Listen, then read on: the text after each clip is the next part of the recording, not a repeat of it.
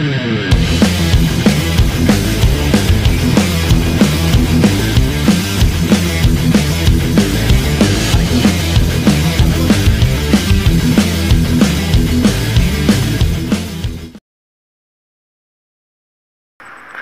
po, magandang araw sa inyo lahat. Maraming salamat sa ating mga subscribers, at sa mga hindi pa po nakaka-subscribe dito sa ating YouTube channel, pindot nyo lamang po ang subscribe button at ang bell icon para manonotify po kayo kung may bago tayong video.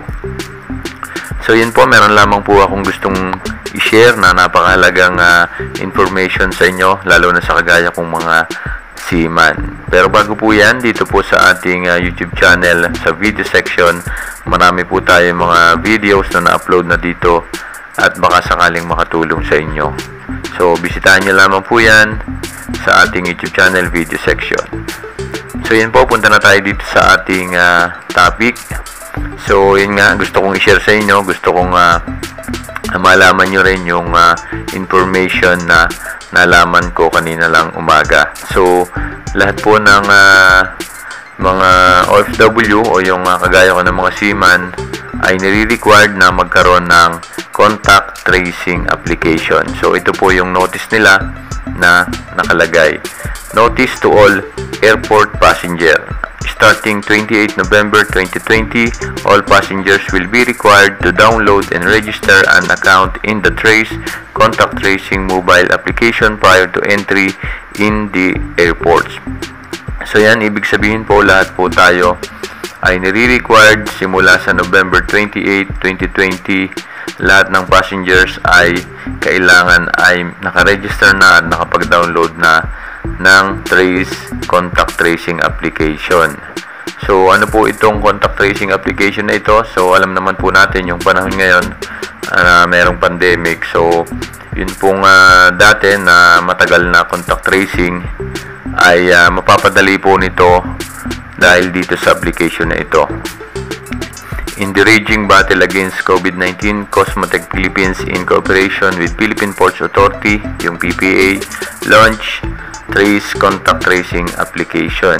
Trace is a nationwide and unified contact tracing app that automates manual contact tracing by using QR code scanning, such that the tracing process done in several days can now be achieved in just few minutes. So yan, dahil daw dito sa application na ito ay mapapadali yung contact tracing natin.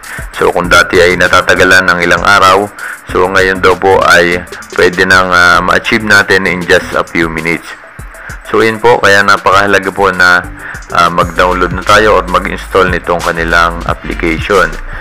So punta lamang po kayo sa inyong mga Play Store or sa App Store kung ano man yung cellphone yung gamit nyo, at mag-download kayo ng application ng Trace. So madali lamang po yan. Pag na-download nyo yung application, magre-register lamang po kayo at sundin nyo lamang po yung nakalagay doon na mga instruction. So i-follow nyo lamang po yon hanggang sa makaregister na kayo. So ayun po, maraming salamat po. At kung meron kayong karagdagan na information, ay ilagay nyo lamang po dito sa comment section sa ibaba ng video na ito. Baka sakaling meron pa akong kulang na hindi nasabi sa inyo at mayroon kayong alam na hindi ko alam, i-comment nyo lamang po para syempre nagbabasa po ng comment yung iba natin mga subscriber para malaman po nila kung kulang man yung information na naibigay ko, para lahat po tayo ay nakakaalam. So yun lamang po, maraming salamat and God bless sa inyo lahat.